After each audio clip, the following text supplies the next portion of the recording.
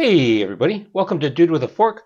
My name is Ken. On today's episode of Ken Cooks Stuff, I just want to show you my super simple pizza sauce. And I know I showed you this earlier in another video.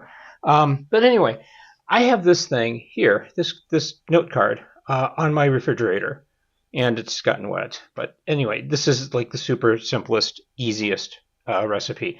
This makes a really good, very spicy, not spicy like hot, just spicy like flavorful pizza sauce for pizzas. It also makes a really good dipping sauce for breadsticks. So what we're starting out with here is a 15-ounce can of tomato sauce. I'm using this Kirkland Signature Organic, which I like. I picked this up at Costco by the case. I think if you buy it by the case, it works out to like $1, a little more than $1 a can. It just has a very good, very mild flavor. So I'm just going to get this open. Oh yeah, and see, I always, when I get stuff out of home, I always write the expiry date on them in big letters because usually it's little tiny things that you can't read. And when I'm trying to make sure I use things in order, it's easier if I just put them on the lid. So for some reason, that one exploded on me. That makes me kind of wonder. I'll be back with a different can. Okay, this one did not explode. A canned good should not explode when you open, which tells me there might have been something wrong with the seal on that one. So I'd rather be safe than sorry. So yeah, this is what it looks like. Just a nice dark, rich tomatoey color. All right, so I do have a stainless steel mixing bowl here with a nice round bottom, easy to mix things up. And I'm just going to pour that into there. And I will get the rest of that out off screen. I do have a spatula.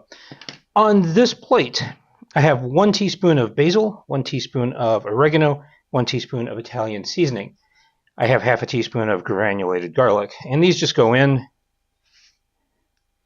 and we just take a whisk and whisk it up.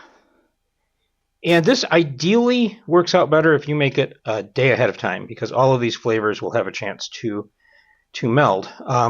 So yes, even if you make it in the morning, you have pizza tonight, you can make this up in the morning. And there you go. There's our beautiful, beautiful pizza sauce. Now, I will say this. If you can't get really mild tomatoes, if they're a bit tangy, you can add half a teaspoon to a teaspoon of sugar into this to get it to your liking.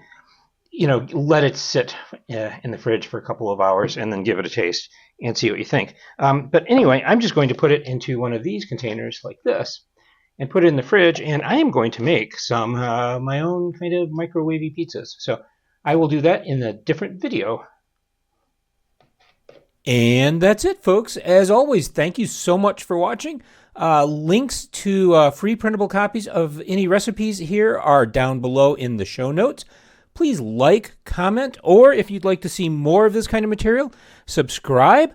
As always, please stay safe, eat great food, and power to the proletariat. We'll see you next time.